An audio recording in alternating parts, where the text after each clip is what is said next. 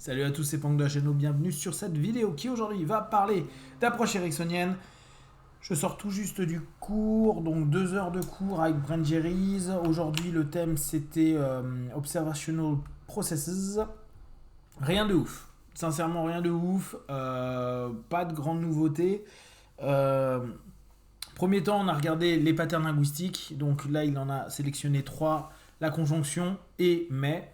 Les liens de causalité, comme, pendant, depuis, et les causes à effet qui entraînent, qui causent, qui forcent, etc., etc. Donc en termes sémantiques. L'idée pour lui, et ça je trouve que c'est sympa quand on débute l'hypnose et que parfois on ne sait pas trop comment s'y prendre en indirect, c'est vraiment cette notion de je fais 3 constats, ça peut être des truismes, ça peut être de l'observation, et après je crée ma suggestion. Je peux dès lors intégrer du cause à effet, je peux intégrer de la conjonction, etc. etc. L'idée étant 3 entraîne une suggestion, 3 entraîne une suggestion, etc. etc. On a rapidement mis ça en pratique, donc on a été un petit groupe de 5. Bon là encore, je pense le seul défaut que moi j'observe par rapport au online, c'est qu'il y a vraiment zéro prof et que la plupart n'ont jamais fait d'hypnose de leur vie, donc ils savent pas du tout, ils sont tous stressés, pas à l'aise, etc. Et personne n'est là factuellement pour leur dire hey, tranquille, tout se passe bien, t'es pas en train de faire un truc de ouf, détends-toi. Bon, ça c'est le petit moins que je pourrais donner sur le cours comme ça. Moi j'aime bien les formats assez compact de 2 heures, je trouve que c'est pas mal, mais là-dessus, je trouve pas ça génial. C'est pas long, hein, il nous laisse 25 minutes de pratique. Bon, au moins ça nous permet de rencontrer d'autres membres. Comme je vous ai peut-être dit la semaine dernière, on est 130 ou 140, donc par 5, je suis pas sûr qu'à la fin du cycle, on se soit tous croisés. En tout cas, dans un deuxième temps, il est plutôt passé sur... c'était quoi? Ouais, c'était ça, ce qu'il appelle la constellation hypnotique. Donc en fait des comportements spontanés ou suggérés. J'ai trouvé ça assez fun comme notion. Si c'est suggéré, c'est pas spontané automatiquement. Donc comment il détermine l'un et l'autre, ça il l'a pas tellement expliqué. L'économie de mouvement, ah ouais alors ça j'avais trouvé ça intéressant. L'économie des réponses, du mouvement, etc. Ça c'est des éléments auxquels j'adhère pas trop, mais on est dans une logique ericksonienne. Pour lui, il faut que la personne soit limite. On revient à ce que je vous ai déjà parlé, que je trouve parfois un peu dommage, c'est cette espèce d'attente un peu zombie. C'est-à-dire, le gars veut pas trop parler, veut pas trop répondre, veut pas trop s'exprimer, veut pas trop bouger. Bon, why not?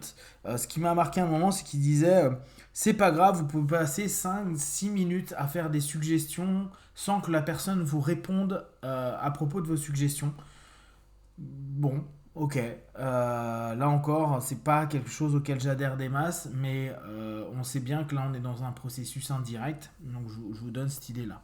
La notion de percevoir les choses de façon littérale, ça on l'a dans toutes les formes d'hypnose. Le time lag dans les réponses. Alors il a vachement insisté sur ça.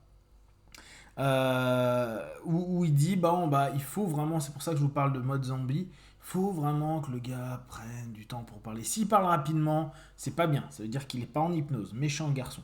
Bon, là on est vraiment dans des notions un peu, je trouve vraiment old school, pas vraiment remis en question à ce niveau-là, sachant qu'on a tous observé que ça avait peu de, le time lag avait peu de validité dans l'efficacité de la transe. En tout cas, après on a tous les trucs, le changement de... là il dit quoi? Swallow, donc de tout ce qui va être avaler sa salive, etc. Salivation, etc.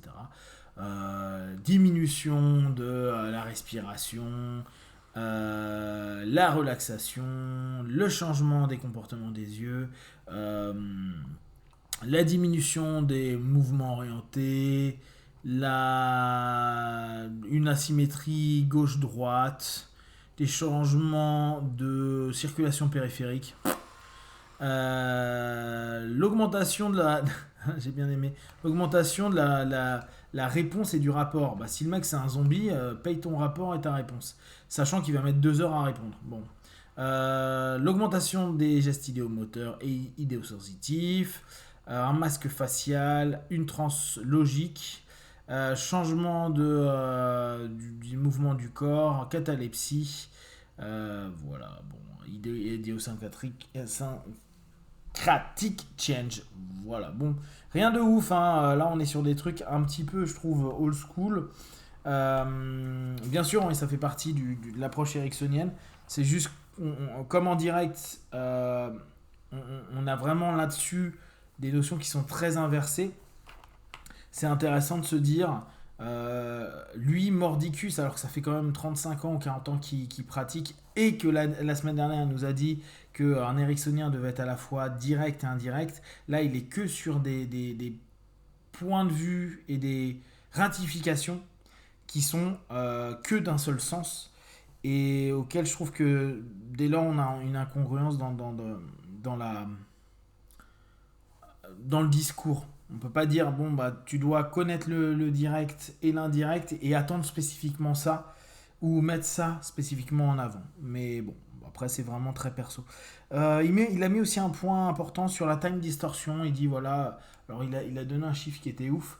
Les personnes se trompent entre 40 et 70% du temps. C'est-à-dire, il diminue souvent. Il disait, ah, bah, j'ai passé 10 minutes alors que ça fait 20 ou 25 minutes qu'il est en transe. Bon, ça c'est vrai, hein, les time distortion, on les connaît. Maintenant, les pourcentages, j'aimerais bien voir l'étude derrière. Doit y en avoir, hein, ça c'est pas le genre de truc très compliqué à étudier.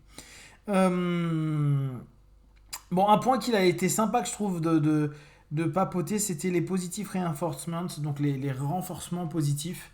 Il mettait beaucoup en avant le c'est bien, très bien, excellent. Quand quelqu'un répond à une suggestion ou donne un feedback, quel qu'il soit. Donc travailler sur des renforcements positifs, c'est classique, néanmoins sympa. Il disait qu'Erickson l'exploitait énormément. Il disait un autre petit truc qui était 90% des partenaires ne se souviennent plus des sessions.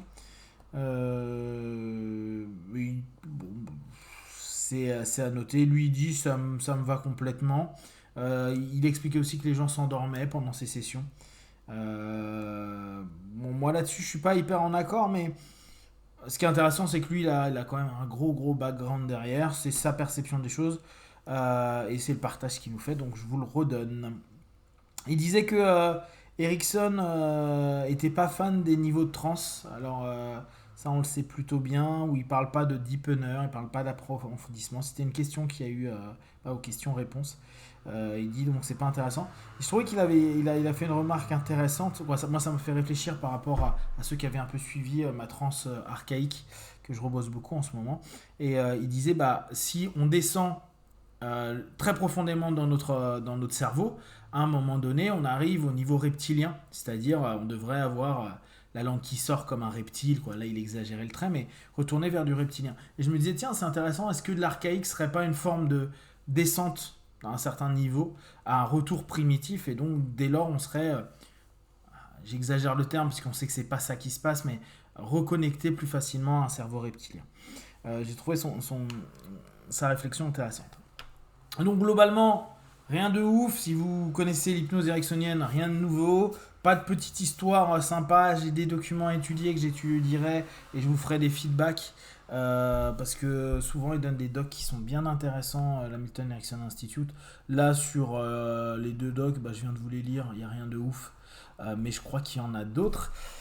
Je reviendrai dessus. L'idée pour moi, c'est que pour ceux qui connaissent l'hypnose ericksonienne, vous puissiez comparer, voir, peut-être prendre des idées. Et pour ceux qui ne connaissent pas, qui puissent vraiment découvrir cette forme cette obédience, cette école, pour peut-être compléter si vous êtes dans une autre tendance, c'est-à-dire plutôt direct. Voilà, si vous avez des questions derrière, il faut partager sur Facebook, YouTube, je répondrai le plus rapidement possible. Comme d'habitude, de tout ce que je propose, ne prenez que ce qui est bon juste pour vous, tester, observer, analyser et concluez. Be one, ciao.